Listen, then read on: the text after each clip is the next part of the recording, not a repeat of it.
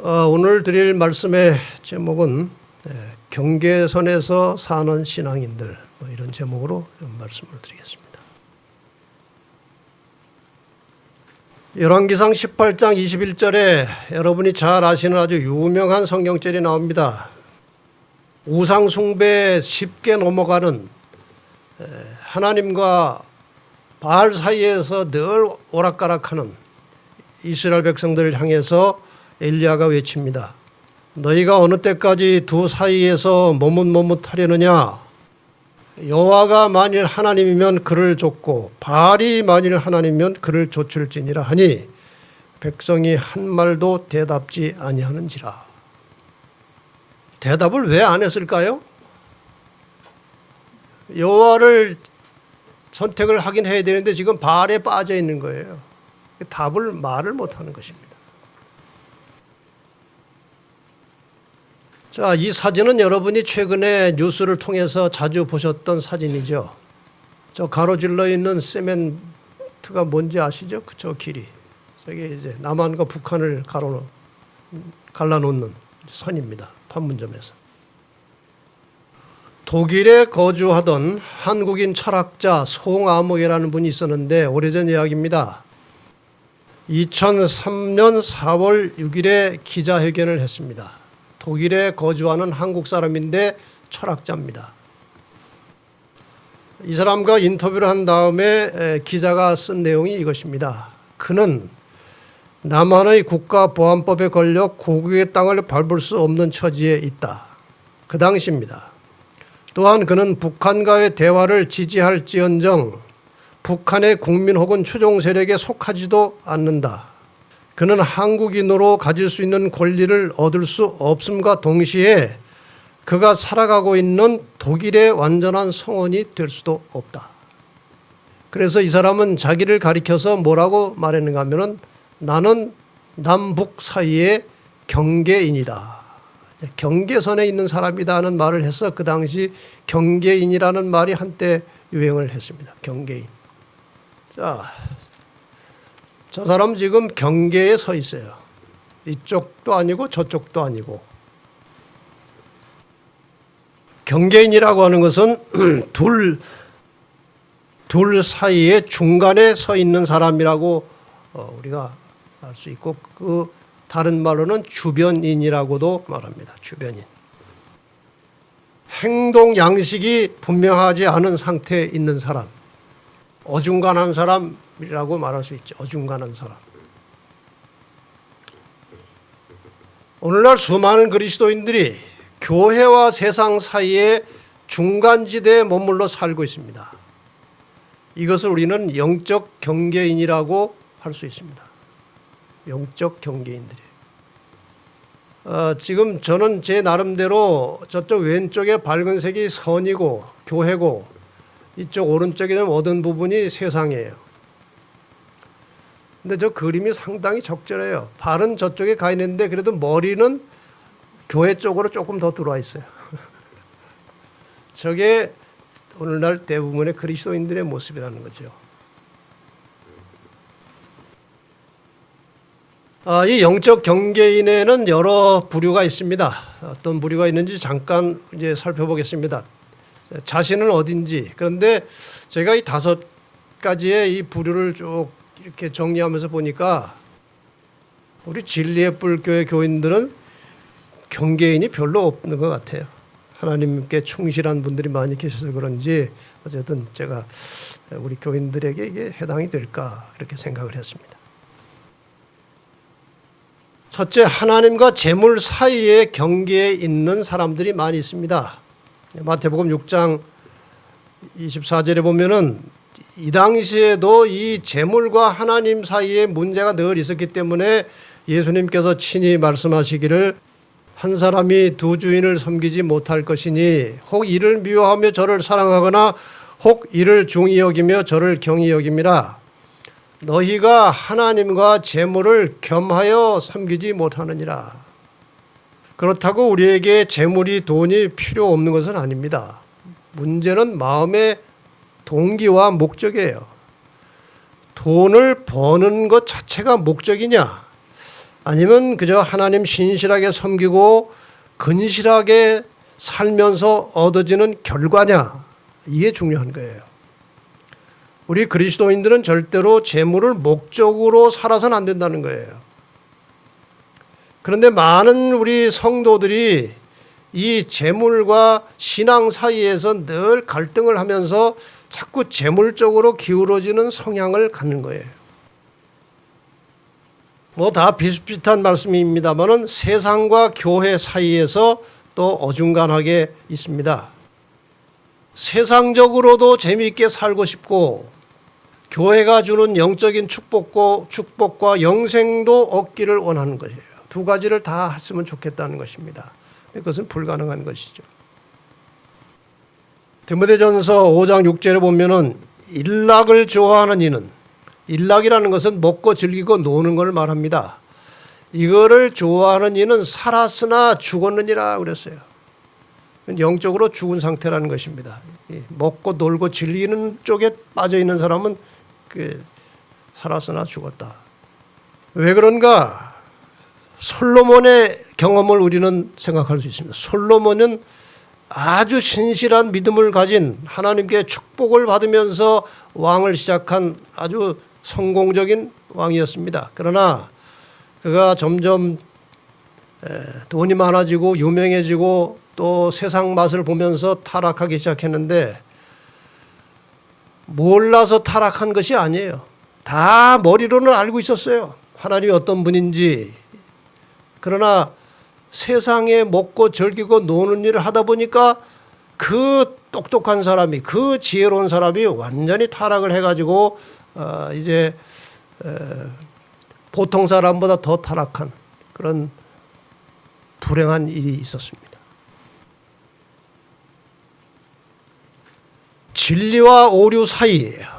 진리와 오류 사이. 어떤 사람은 어떤 신앙생활을 하고 있는 중에 진리를 깨닫게 됩니다. 아, 그동안 내가 믿었던 게 잘못되었구나. 그런데 진리를 깨닫게는 됐지만 인간관계 혹은 교회 관계 때문에 결단을 내리지 못하고 중간지대에 머물러 있는 사람들이 많이 있습니다.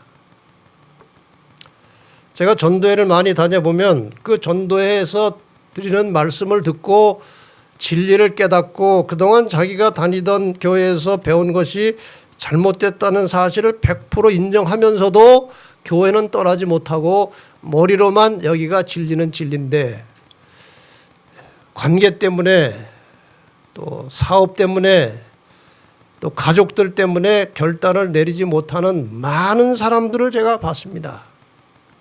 진리와 오류 사이의 경계선에 서 있는 사람들이에요. 믿음과 불신 사이에도 있습니다. 하나님께 대한 온전한 믿음을 가진 것도 아니고 하나님을 완전히 불신하는 것도 아닌 이 중간 지점에 머물러 있는 사람들이 또 많이 있습니다. 전적으로 믿진 않지만 또 불신도 아닌 그런 상태. 지식과 순종 사이.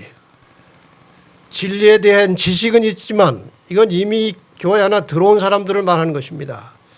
진리에 대한 지식은 있지만 진리에 순종하는 것을 뒤로 미루고 살아가는 사람들. 누가복음 12장 47절에 보면은 주인의 뜻을, 이 주인의 뜻, 하나님의 뜻이 곧 진리예요. 주인의 뜻을 알고도 예비치 아니하고 그 뜻대로 행치 아니하는 종은 많이 맞을 것이요. 맞는다는 말이 무슨 말입니까? 매를 맞는다는 것입니다. 매 맞는다는 말인데 이것이 다른 성경에는 형벌을 받겠다고 되어 있어요. 진리를 알면서도 순종치 아니하는 사람은 매를 많이 맞을 것이다. 벌을 받을 것이다. 야고보 4장 17절에도 이러므로 사람이 선을 행할 줄 알고도 행치 아니하면 죄니라. 지식은 있습니다. 근데 순종하지 않아요. 자, 이렇게 영적으로 어중간한 상태에 있는 영적 경계인이 되는 원인이 무엇이냐? 왜 경계인이 되느냐, 그리스도인들이. 경계인을 이렇게 정의한 것이 있습니다. 오랫동안 소속되었던 집단에서 다른 집단으로 옮겼을 때 원래 집단의 사고방식이나 행동 양식을 금방 버리지 못하거나 또한 새로운 집단에 충분히 적응되지 않는 사람, 또 신체적 성질, 언어, 의복, 습관 등의 차이에서 이러한 일이 발생하게 된다는 것입니다. 예수를 안 믿다가 믿게 된 사람, 예수를 다르게 믿다가 바르게 믿게 된 사람들이 이제 이런 난처한 중간 지점에 머무르게 된다는 것입니다.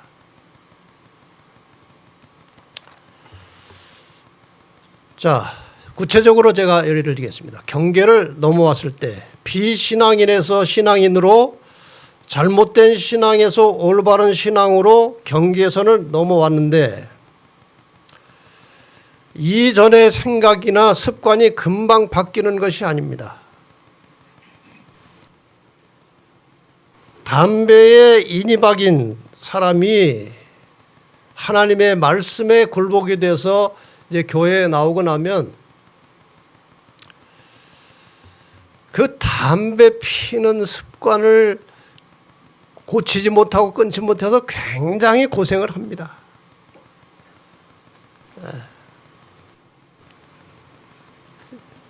이건 참 있어서는 안 될 일이지만 야영장에서 어떤 목사님이 어떤 신실한 교인인데 몰래 담배 피는 것을 본 거예요.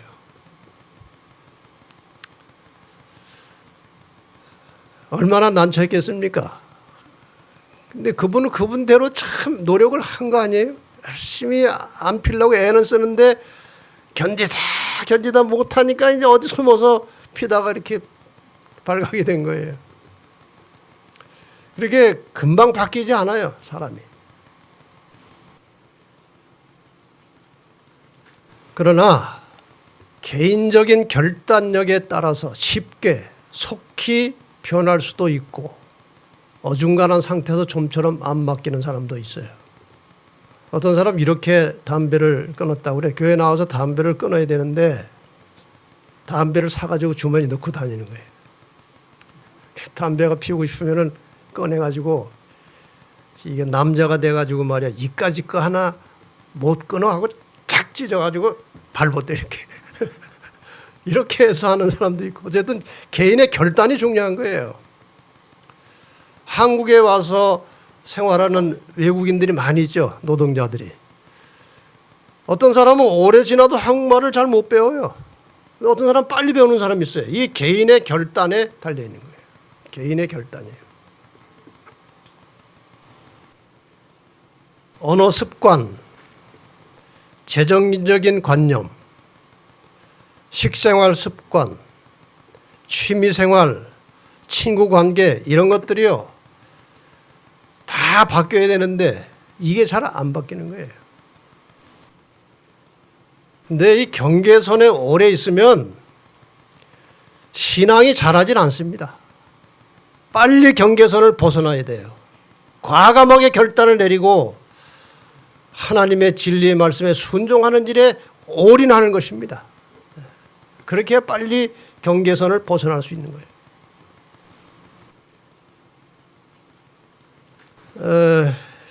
이 두 개 큰 바위 사이에 이렇게 틈이 벌어져 있어요. 이걸 결단의 바위라고 한답니다. 결단의 바위. 두 바위 사이가 한 1m 정도밖에 안 되는데 여기를 결단만 내리면은 건너뛸 수 있는 간격인데도 잘못하면 밑으로 떨어질 것 같아가지고 좀처럼 저기를 못 건넌다는 거예요. 신앙도 마찬가지예요. 올바른 신앙과 진리를 깨닫지만 그대로 순종하면 손실을 볼 것 같아서 결단 못하는 일들이 많이 있어요. 그 대표적인 것 중에 하나가 11조입니다. 교회 나오면 11조를 안 드리던 11조를 드려야 돼요. 그게 10,000원에서 1,000원 내는 건 쉬운데요. 1억 원에서 1,000만 원 내는 거는 정말 어려운 거예요. 결단이 필요한 것입니다. 결단이. 근데 하나님께서 분명히 말씀하셨거든요. 11조를 정직하게 성실하게 잘 드리면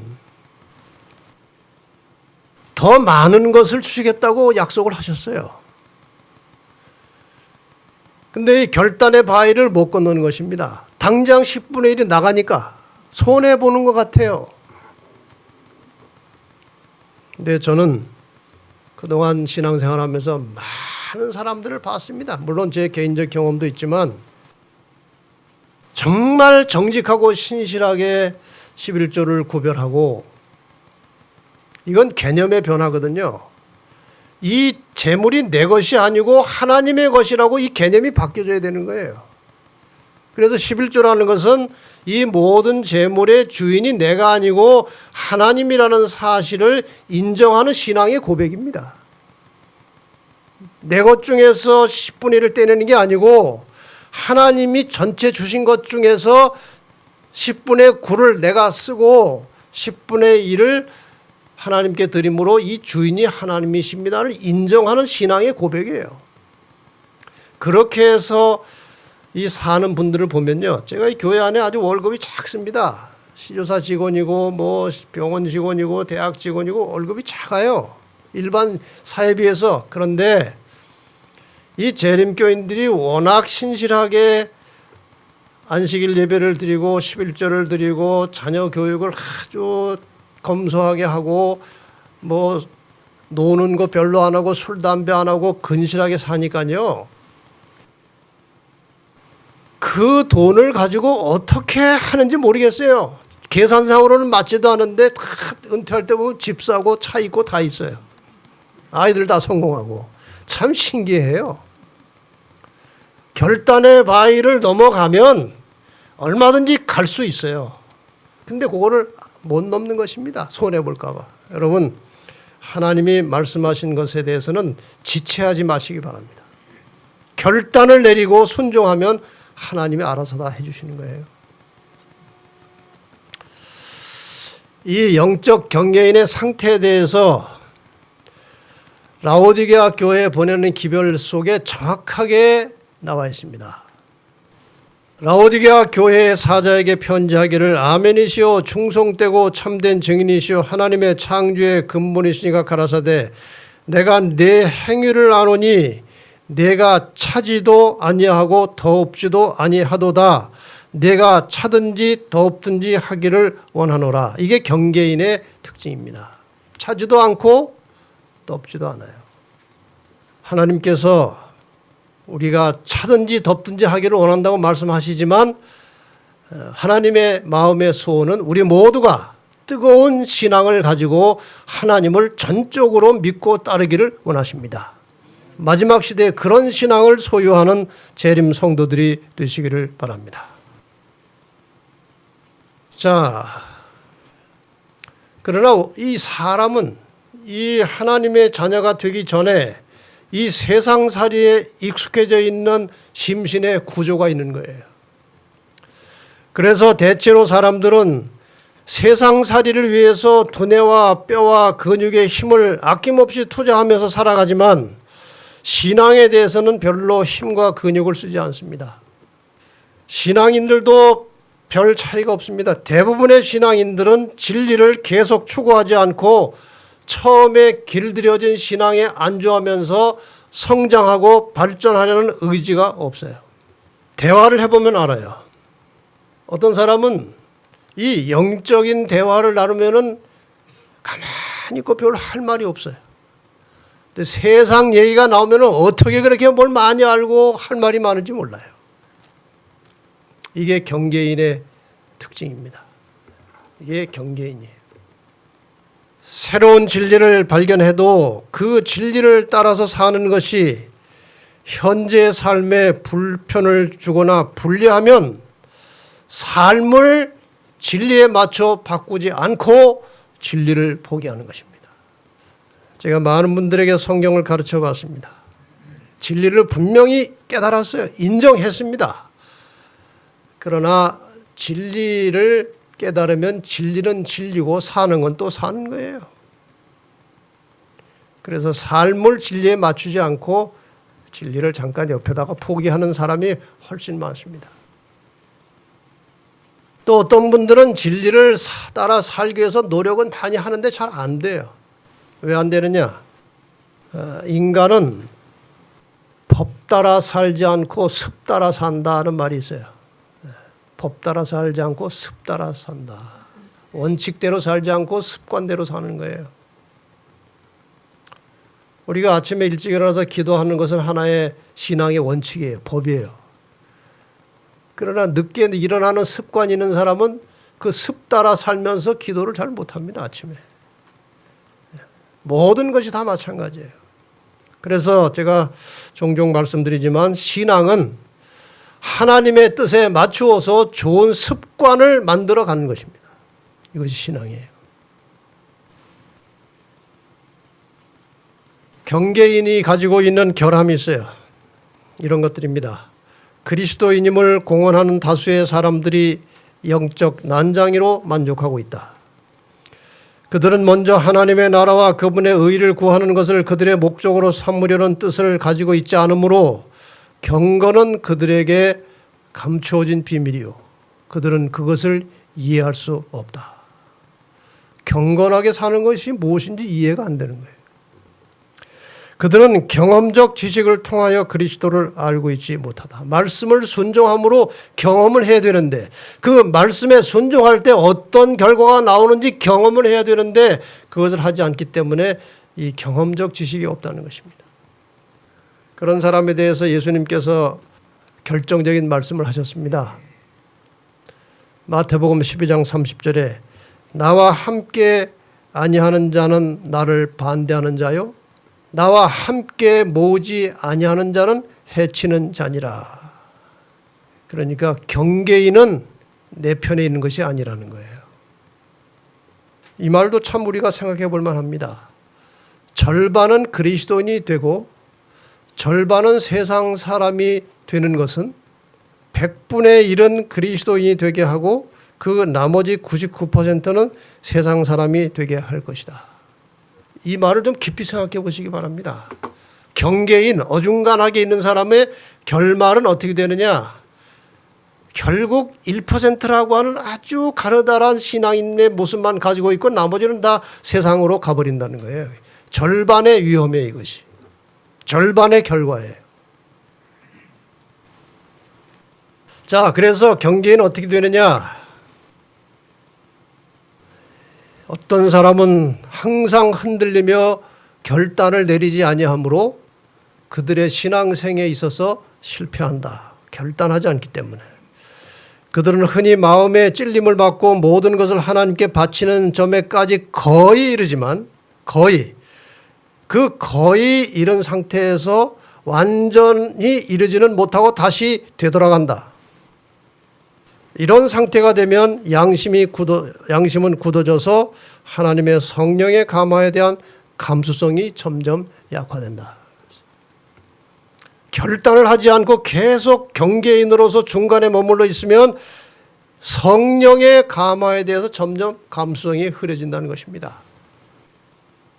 하나님의 성령께서는 말씀을 통하여 경고하고 죄를 깨닫게 해주시지만 본인이 그것을 경솔하게 취급하기 때문에 마침내 근심하면서 성령의 역사는 거두어진다. 계속 하나님께서 말씀을 통해서 비추어 주시는 빛을 따르는 일을 거절하거나 태만하면 마침내 그것은 흑암으로 변하게 된다. 빛이 주어졌음에도 불구하고 빛 따라 사는 일을 계속 거절하다 보면 그것이 흑암으로 바뀐다는 것입니다. 사랑하는 우리 진리의 불교의 성도 여러분, 어중간한 믿음은 그것은 주님의 편이 아니라고 했습니다. 전적으로 하나님의 말씀과 주님께 충성을 다하는 성도들이 되시기를 바랍니다. 이제 마지막으로 경계인은 어떻게 치료받을 것이냐, 이렇게 어중간한 상태에 있는 믿음을 가진 사람들이 어떻게 치유를 받을 것이냐에 대해서 말씀을 드리고 마치겠습니다. 답은 이것입니다. 디모데전서 4장 7절 8절에 망령되고 허탄한 신화를 버리고 오직 경건에 이르기를 뭐 하라고요? 연습하라. 넘어지면 일어나서 또 하고 또 실패하면 다시 하고 해서 계속해서 하나님의 말씀의 뜻에 일치하는 경건한 삶을 살기 위해서 연습을 하라는 것입니다. 육체의 연습은 약간의 유익이 있으나 경건은 범사에 유익하니 금생과 내생에 약속이 있느니라. 우리 몸을 가지고 연습을 해도 유익이 있습니다. 근육 운동 또 유산소 운동해서 계속 하다 보면은 몸에 유익이 생깁니다. 근데 그것은 한시적인 것이고 언젠가는 아무것도 아닌 것이에요. 그러나 경건을 연습하면 그 결과는 영원한 것입니다. 이것이 중요한 거예요. 자, 여러분 운동선수들은 정말 제가 볼 때는 그 결단과 의지가 대단한 사람들이에요.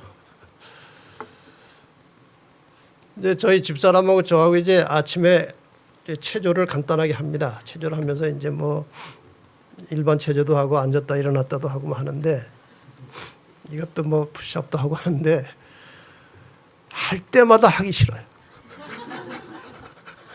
참 인간이 묘해요. 매일 하는데도 할 때마다 하기 싫은 거예요. 연습이 그렇게 어려운 거예요. 그래서 난 운동선수들 말이에요. 정말 대단한 사람들이에요. 그 경지에 이르기까지 얼마나 피땀 흘려 연습을 합니까? 예? 맞아가면서 무시당해가면서 결과는 어떻습니까? 일단 경지에 오르면 말이에요. 사람이 다 달라지는 거예요. 축구 선수를 보세요. 역도 선수를 보세요. 자기가 연습하는 분야의 근육이 달라지는 거예요. 축구 선수는 다리가 튼튼해지고 역도 선수는 이 상체가 보통 사람보다 훨씬 커지는 거예요. 연습의 결과예요. 우리가 옛날로 하면 썩어 없어질 그 월계수 면류관을 위해서 또 현대식으로 봐도 그 도금한 메달, 그 메달이 전체가 금이 아니고 도금한 거거든요. 그거 따려고도 그렇게 연습을 하는데 말이에요.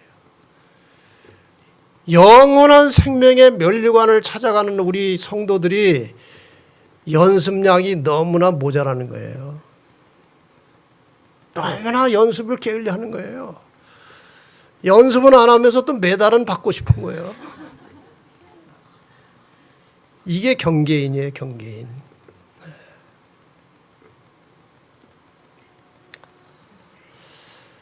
자, 우리 그리스도인이 사는 것은 저는 여기에 좀 비유하고 싶습니다.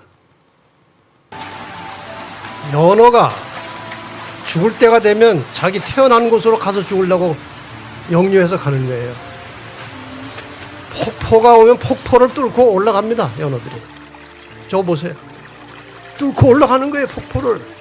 그냥 물을 역류해서 가는 것입니다. 역류하는 힘이 있어요. 사람도 마찬가지예요.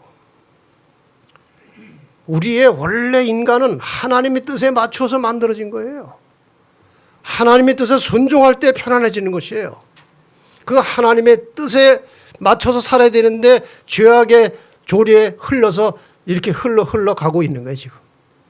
그리스도인이 되는 순간에 우리는 이것을 역류해 가는 것입니다. 이것이 그리스도인이에요.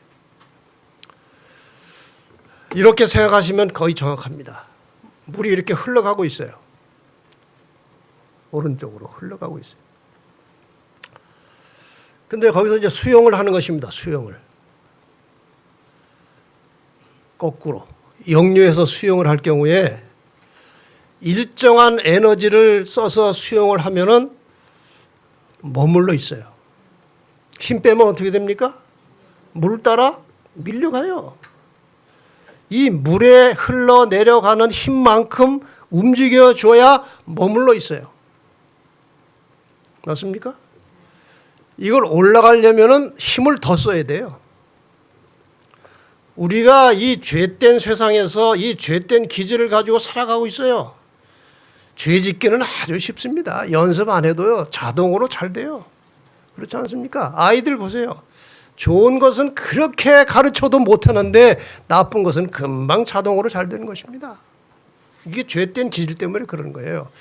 이것을 극복하려면은 이 물을 역류해 가는 힘이 필요한 거예요. 결단이 필요한 거예요. 이것이 인간의 힘으로는 불가능한 것입니다. 그래서 이 시대에 우리가 경건을 연습하고 하나님 뜻대로 사는 일에는 전적으로 절대적으로 성령의 도움이 필요한 것이고, 그것을 위해서 우리는 말할 수 없이 진지하게 열렬하게 기도를 해야 되는 것입니다. 그게 우리가 약한 거예요. 그것이 믿음이 있어야 되는데 믿음이 약한 거예요. 여러분 이 그림을 한번 보세요. 이거는 이제 캐나다 토론토에 있는 CN 타워라고 하는 탑인데 높이가 553m예요. 굉장히 한때 세계에서 가장 높은 타워였어요. 이 꼭대기에 이런 유리로 만든 바닥이 있는 거예요. 이 유리 아래는 553m 밑에 바닥이 보이는 거예요. 아찔한 거죠. 근데 저 유리는 절대로 안 깨집니다. 절대로 안 깨져요. 근데 저기 그림을 보세요. 저 절대로 안 깨지는 유리지만 그 위에 서기는 쉽지 않아요. 심리적으로. 그래서 구경만 하고 있는 사람이 많아요. 그 유리 위에 못 올라서는 거예요. 근데 유리 위에 간 사람도 보세요. 절반은 바닥에 놓고 절반만 유리에 올려놓은 것입니다. 이것이 우리의 믿음이에요. 전적인 믿음이 결여됐기 때문에 저 유리 위에 잘 못 올라와요. 여러분 참된 신앙에는 손해가 없습니다. 신앙생에 있어서 하나님의 말씀의 진리에 대한 동의는 있었지만 우리가 실제적인 생활에서는 표현이 부족해 왔습니다. 유리가 안 깨질 것이라고 인정을 하면서도 유리 위에 올라서지는 않는 사람들처럼 하나님의 말씀을 믿으면서도 믿음대로 하지는 않는 현대의 경계선에 서 있는 그리스도인들이에요. 하나님의 말씀에 전적으로 순종하여 따르는 생활은 절대로 손해를 보거나 피해를 입는 생활이 아닙니다. 건전한 신앙은 사람의 마음에 깊은 만족과 평화를 주는 것입니다. 육신의 건강과 행복을 주는 것이에요. 마침내 영원한 생명을 주는 것이 신앙의 열매예요. 여러분이나 저나 하나님의 말씀을 머리로만 인정하지 말고 경험에서 믿음을 얻게 되시기를 바랍니다. 말씀에 절대 믿음을 가지고 순종함으로 경험적 지식을 가진 그런 살아있는 경계선에서는 멀리 떨어져 있는 하나님 쪽으로 가까이 가 있는 그러한 신앙인들이 되시기를 바랍니다. 다시 한번 이 말씀 읽고 마치겠습니다. 너희가 어느 때까지 두 사이에서 머뭇머뭇하려느냐. 너희가 어느 때까지 경계인으로 살 것이냐 이거예요. 빨리 탈피해서 하나님 쪽으로 깊숙이 들어오라고 오늘도 하나님은 우리에게 호소하십니다. 여러분이나 저나 다 연약한 인간들이에요. 하나님의 도우심 없이는 결코 그 말씀에 순종할 수 없는 아주 연약한 존재들입니다. 열심히 기도하시고 성령의 능력을 빌려서 결단하여 순종하는 믿음을 가지시기를 바랍니다. 더 이상 경계인으로 살지 마시고 하나님 편에 견고하게 서 있는 그리스도인의 모습으로 사시기를 간절히 바랍니다. 우리가 필요할 때마다 함께 하시는 하나님, 지금 저희는 주님이 필요합니다. 참으로 연약하고 부족한 저희들이지만 우리 마음의 간절한 소원은 주님 뜻대로 살면서 경건한 그리스도인이 되는 것입니다. 자주 넘어지고 실패하지만 우리 마음에 늘 간직한 소원은 주님을 닮는 것입니다. 함께하여 주시옵소서. 깨우쳐 주시옵소서. 그래서 넘어질 때마다 일으켜 주시고 부족할 때마다 힘 주시고 능력 주셔서 하나님의 뜻대로 사는 것이 우리의 습관이 되게 하시고 우리의 품성이 되게 하시고 우리의 삶의 열매가 되게 하여 주시옵소서. 이러한 마음의 결심을 가지고 성전을 떠나가는 우리 사랑하는 모든 진리의 불교의 성도들의 삶의 순간순간마다 그리스도의 은혜가 함께하여 주시고 하나님의 사랑이 우리를 인도해 주시고 성령의 역사가 우리를 지도하여 주시옵소서. 예수님의 이름으로 축원하옵나이다. 아멘.